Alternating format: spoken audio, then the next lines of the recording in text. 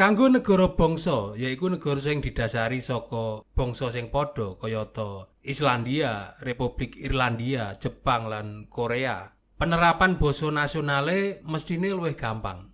Nanging kanggo negara sing adhedhasar saka suku-suku bangsa sing beda kayata Indonesia, iki ora gampang.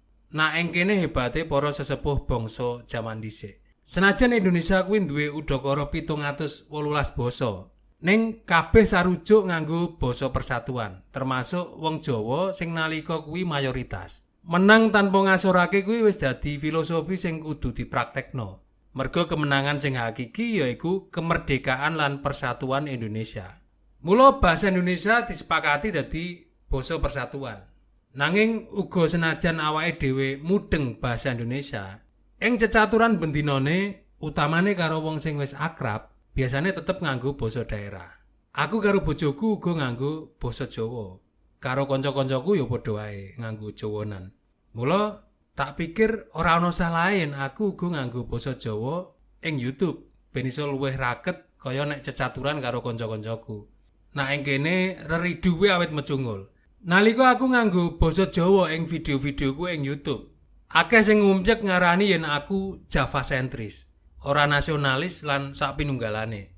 Mula timbang aku jawab komentar siji-siji, video iki minangka jawaban saka kuwi mau kabeh.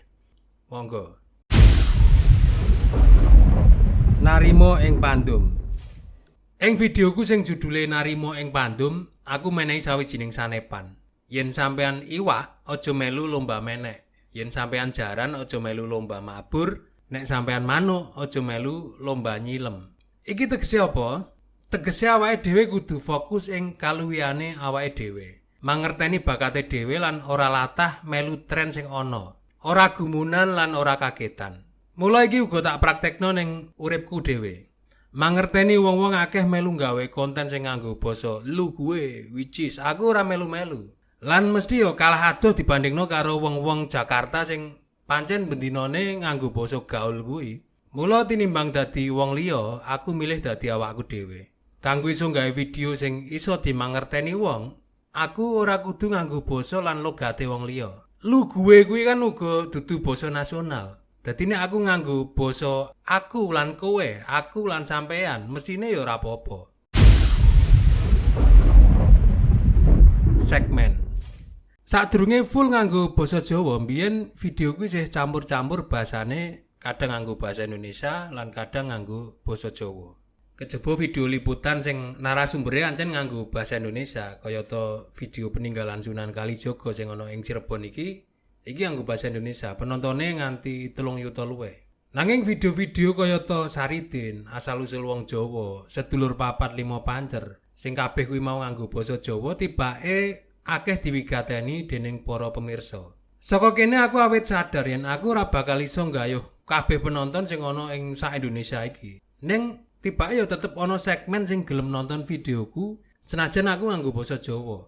Dadi tak niati mesisan aku ngapiki pakem basa Jawaku, sisan nguri-nguri basa Jawa sing wis dianggep ketinggalan zaman. Nek sampeyan nate maos kalawarti utawa majalah panyebar semangat utawa Jayabaya lan sak panunggalane, majalah-majalah kuwi full nganggo basa Jawa kabeh. Nanging sing diwedhar akeh, ora mung babagan Jawa tok ning uga nasional lan internasional. Mula tak pikir yo ora ana salahe nek channel iki ana ing sak barisan karo kalawarti kuwi mau. Segmen sing disasar ancen ora akeh, ning sing diwedhar iso akeh. Semangat sing tak duweni kira-kira padha karo majalah-majalah Jawa kuwi mau. Dadi nek ana sing komentar, ini channel khusus orang Jawa. Ya ancen, wong basane wae nganggo basa Jawa. Nek nganggo Inggris, ya berarti kanggo wong Inggris lan internasional kan ngono. Ning apa banjur sing ora Jawa ora oleh nonton video ing channel awake dhewe iki? Ya oleh wae, bebas. Wong sampean arep ndelok film Korea ya oleh, mosok ndelok channel Jawa ora oleh. Mula ing saben video wis tak niati lan tak upayani, tak wenehi subtitle bahasa Indonesia lan bahasa Inggris. Iki ora gampang, kudu telaten lan sabar. Nanging ya isih wae ana wong sing celathu merga ora mudeng cara nguripnone, cara mengaktifkan. Mula lewat video iki, sisan tak warai carane nguripno ya. Kanggo sampean sing nonton nganggo HP, monggo didemek utawa ditutul layar HP-ne. Nah nek wis ditutul biasane ing pojok tengen dhuwur jejere gambar gerigi kuwi ana tulisan CC. Nah dudulen tulisan CC kuwi nganti wernane dadi putih. Nek wis mengkono tegese subtitle wis aktif. Mula bakal metu tulisan bahasa Indonesia utawa bahasa Inggris ing video ning ngisore kuwi. Gumantung saka settingan bahasane sampeyan. Nek disetel Indonesia ya metune Indonesia, nek disetel Inggris ya metune Inggris. Kuwi uga iso diatur lewat setelan kanthi nutul gambar gerigi kuwi mau banjur tutul tulisan teks.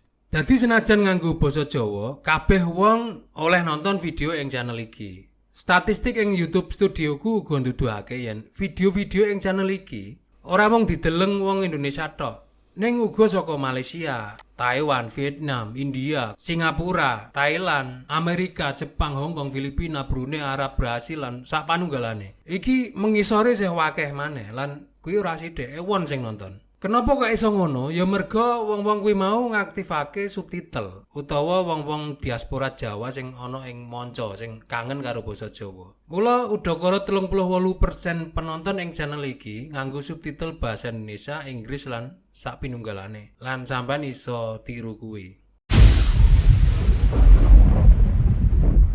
Topik. Nate ana komentar kaya ngene. Kalau mau ngejelasin ya pakai bahasa nasional biar semua ngerti. Kalau bahasa Jawa aja kan cuma sebagian doang. Kalau mau pakai bahasa Jawa ya bahas aja daerah sendiri, mikir. Komentar sing jinise kaya ngono kuwi ora mung siji, akeh. Ngerti ngono kuwi aku ya ora nesu. Justru aku sakake. Sakake merga wong-wong kuwi mau jano minat nonton ning ora mudeng bahasane lan wegah utawa ora iso nguripno subtitle. Ya rada gaptek sithik. Mula seringe malah aku sing njaluk sepuro lan tak warai carane nguripno subtitle. Senajan kadang bahasane wong-wong kuwi mau ngegas, ora kepenak. Gak apa-apa, ora perlu dinesoni ning justru patut disakeni. Padha-padha pengen golek kawruh ning kadang sifat sombong kuwi ndadekake awake dhewe gengsi kanggo mung sekedar nguripno subtitle. Beda nek ndelok film India, Korea, Hollywood lan sak panunggalane. Ora gengsi, nek Jawa gengsi. Yen sampean wigati, jano akeh video-video ning YouTube kuwi sing nganggo basa Jawa. Film lan lagu go akeh. Nanging kenapa ora ana sing protes? Ya menawa merga topike enteng lan sing produksi wis terkenal. Ning bareng aku ngangkat topik sing abot disalahno. Lah nek video kuwi wis tak kei subtitle utawa terjemahan terus ana wong sing males maca kuwi salahe sapa? Males kuwi kan masalah pribadi. Dadi aku ora iso ngowahi. Terus apa bedane maneh karo nek sampean delok mau film Hollywood, Bollywood utawa drama Korea kan mestine ya tetep mbok delok senajan sampean gak mudeng basane. Dadi nek miturutku iki ora soal basa ning uga soal topik, gengsi lan pakulinan. Soale kadang kanthi nganggo basa sing dimangerteni, nganggo basa sing gampang, wong-wong iso dijelasno dadi luwih paham timbang nganggo bahasa Indonesia. Lan kuwi ora nglanggar undang-undang. Undang-undang. Miturut Undang-Undang Nomor 24 Tahun 2009, tanggal 9 Juli 2009 sing ngatur soal gendera, basa, lambang negara sarta lagu kebangsaan, nganggo basa Jawa ing YouTube kuwi ora salah. Dasare apa? Yaiku pasal 39 ayat 2. Media massa sebagaimana dimaksud pada ayat 1 dapat menggunakan bahasa daerah atau bahasa asing yang mempunyai tujuan khusus atau sasaran khusus. Dadi majalah-majalah kaya to sing tak sebutake mau, Panyebar Semangat, Jayabaya, kuwi dasare ya undang-undang iki. Mergo duwe tujuan lan sasaran khusus. Tujuane apa? Tujuane ya kanggo nguri-uri budaya lan sasarane jelas yaiku wong sing mudeng basa Jawa utawa sing pengen sinau basa Jawa. Beda karo pidato resmi presiden lan pejabat negara liyane utawa panulisan dokumen resmi, karya ilmiah utawa rambu-rambu kuwi wajib nganggo bahasa Indonesia. Mula saka kene apa aku iso diarani ora nasionalis yen ora nganggo basa Jawa? Monggo semak terus. Nasionalisme. Nasionalisme kuwi jane apa sih? Nasionalisme kuwi asale saka tembung nation utawa bangsa. Nah, nasionalisme utawa nasionalisme kuwi yaiku sawijining gejala psikologis awujud rasa mirip saka kelompok wong sing nambah kesadaran minangka sawijining bangsa. Miturut para ahli, nasionalis kuwi iso diartekke ing rong wujud, yaiku nasionalis ing arti sempit lan nasionalis ing arti luas. Nasionalis ing arti sempit yaiku sawijining perasaan kebangsaan utawa tresno marang sawijining bangsa sing kepolen nganti fanatik. Saking fanatike iso nglairake rasa superior lan ngremehake bangsa liya. Dene nasionalisme ing arti sing luas yaiku rasa tresno utawa cinta utawa bangga marang tanah air ning ora ngremehake bangsa liya. Banjur yen nasionalisme kuwi minangka wujud rasa tresno marang bangsa kanggo njaga identitas jati diri negara. Banjur sing dadi identitas bangsa Indonesia kuwi apa? Identitas bangsa Indonesia kuwi ya sakliyane gendera, basa, lambang negara lan lagu kebangsaan yaiku budaya. Budaya iku identitas. Dadi nek aku nganggo basa Jawa ing YouTube, apa kuwi ora nasionalis? Ya mestine tetep nasionalis. Wong salah siji identitas bangsa kuwi mau kan budaya sing ana ing daerah-daerah sing cacahe akeh. Lan basa kuwi mau uga minangka produk budaya. Iki kejawab lan wis diatur ing Undang-Undang 24 tahun 2009 mau yaiku pasal 41 lan 42. Pasal 41 ayat 1 unine ngene. Pemerintah wajib mengembangkan, membina dan melindungi bahasa dan sastra Indonesia agar tetap memenuhi kedudukan dan fungsinya dalam kehidupan bermasyarakat, berbangsa dan bernegara sesuai dengan perkembangan zaman. Lan pasal 42 ayat 1 unine, pemerintah daerah wajib mengembangkan, membina dan melindungi bahasa dan sastra daerah agar tetap memenuhi kedudukan dan fungsinya dalam kehidupan bermasyarakat sesuai dengan perkembangan zaman dan agar tetap menjadi bagian dari kekayaan budaya Indonesia. Lah sing ora nasionalis kuwi sing kepiye? Sing ora nasionalis yaiku wong sing nganut paham chauvinisme. Apa kuwi chauvinisme? Chauvinisme. Aku bangga dadi wong Jawa mergo kuwi identitasku sing ora iso tak selai minangka peparing saka pangeran. Aku kudu bangga lan ora oleh minder. Ning rasa bangga iki ora teges aku dadi gedeng lan ngrasa wong sing ora padha karo aku kuwi salah kabeh. Lan wong sing ora padha kuwi luwih asor timbang aku. Padha-padha makhluk ciptaane pangeran, mula ya kudu tak sayang kabeh, ora oleh tak beda-bedakake. Sing bener tak kumpuli lan sing salah ya tak sakeni lan tak ajak ning dalan sing bener. Mergo salah kuwi kadang mergo bodho. Nah, rasa bangga sing kebablasen lan banjur dadi nganggep wong sing ora padha kuwi asor. Iki sing diarani chauvinisme. Chauvinisme kuwi dijupuk saka jenenge wong Prancis yaiku Nicolas Chauvin. Sing dheweke iki banget ngidolakake Napoleon Bonaparte lan kekaisaran lawas. Sipate Nicolas Chauvin sing kebablasan iki dianggep sawijining kapercayan sing ora sakwajare. Mergo banget ngunggulake ras lan kelompoke. Chauvinisme ora mung nduduhake loyalitas utawa ikatan ing sawijining kelompok, nanging wis nyakup rasa gedeng marang kelompok liya sing beda.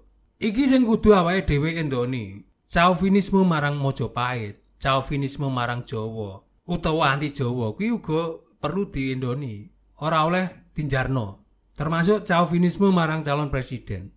Dadi umpamane ana komentar ing YouTube mbah kuwi saka kubune sampean utawa saka kubu liyane, ya kudu tetep dilokno. Chauvinisme ora oleh dinjarno urip ing negara iki mergo kuwi bibit sing elek sing iso ndadekake ekstremisme. Lan kuwi sing mengkone iso ndadekake negara iki dadi bubar.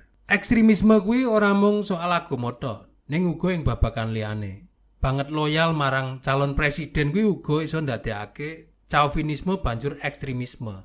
Bedane yen chauvinisme iki luwih isih wujud perasaan, lan ekstremisme iki wis ditokno ing wujud omongan, perilaku lan tumindak. Lan kuwi jelas wis iso nglanggar undang-undang yen wis nerah aturan lan hak-hake wong liya. Mula balik ing topik wiwitan, apa aku ora nasionalis yen aku nganggo basa Jawa? Nek mung saka unsur basa tak kira ya jelas ora iso diarani ngono. Basa Jawa kuwi uga minangka salah sawijining budaya lan identitas Indonesia. Nanging yen topik sing tak bahas wis ngejak cerah, mula iku iso diarani chauvinisme. Lan sampeyan iso mbiji dhewe. Yen ana sing offset utawa ngejak cerah, tulung duduhno aku lan tulung lokno aku. Ning nek miturut sampeyan akeh sing apik, ya tulung aja wedi kanggo mbelani aku yen ana pihak-pihak sing sengaja arep nggawe cerah ing komentar. Saka panelitianku, pancen ana peperang akun sing komentare meh-meh padha, sing tujuane ancen nggawe geger. Ana puluhan sing wis tak sikat ning tetep wae mecungul akun-akun anyar sing ra jelas. Ngarani produsen babu lah tapi yo ora tak reken. Sikat wae. Ning kuwi mau kabeh tak tampa minangka resiko wong sing berjuang. Jare mbah-mbah jaman dhisik saya dhuwur wite mula angine yo saya akeh. Nek istilah jaman saiki yo kuwi hater, kuwi mesti ana. Tak pikir ngono ae sing jelas tetep rukun marang sapa wae, utamane marang sedulur sak bangsa lan negara. Mergo rukun agawe santosa lan crah gawe bubrah. Matur nuwun gelem nyemak nganti pol. Wassalamualaikum warahmatullahi wabarakatuh.